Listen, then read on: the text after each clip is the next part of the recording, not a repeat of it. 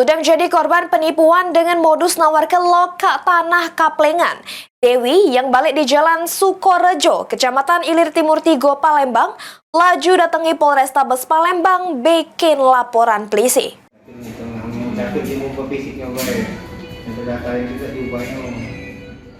Nasib apes yang dialami Dewi, emek rumah tangga yang balik di Jalan Sukorejo, Kecamatan Ilir Timur 3, Palembang, sudah menjadi korban penipuan oleh wong idak dikenal. Atas kejadian tersebut, korban laju datangi Polrestabes Palembang bikin laporan polisi. Kejadiannya dewek bermula, korban yang sedang jingok iklan penjualan tanah kaplengan di Facebook pelaku inisial AR. Karena berminat dengan iklan tersebut, korban laju nelpon pelaku. Sesudah korban ngecek lokasi tanah yang berada di daerah Sematang Borang sama pelaku, sudah mengecek tanah tersebut, korban langsung melakukan pembayaran sama pelaku sebesar 22 juta rupiah.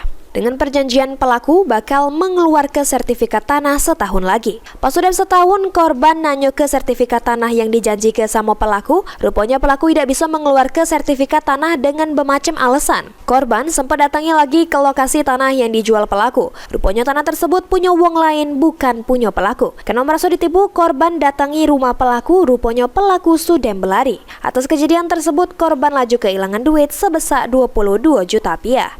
Lapor ke apa tadi? Lapor ke kasus ini apa penipuan. Penipuan apa? Dana. Ini apa namanya itu tanah. Zaman Tanah. Berapa kita ditipu ya? 22 juta. Kenal lah kita sama wongnya? Tidak kenal. Tidak kenal, tapi bisa ditipu tuh cuman ceritanya? Dari ini iklan Facebook. Terus kita datangi ke lokasi janjian. Udah tuh kita temui wongnya. Sudah 3 kali datang. Baru deal pembayaran. PP. Pas kita pembayaran itu kita nyingok tanahnya di mana? Jengok.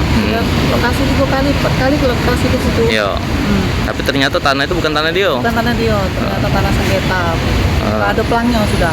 Ini laporan sudah diterima pihak kepolisian dengan dugaan pidana penipuan. Terus bakal ditindaklanjuti oleh petugas Satreskrim Polrestabes Palembang guna pengembangan. Suryadi, PAL TV.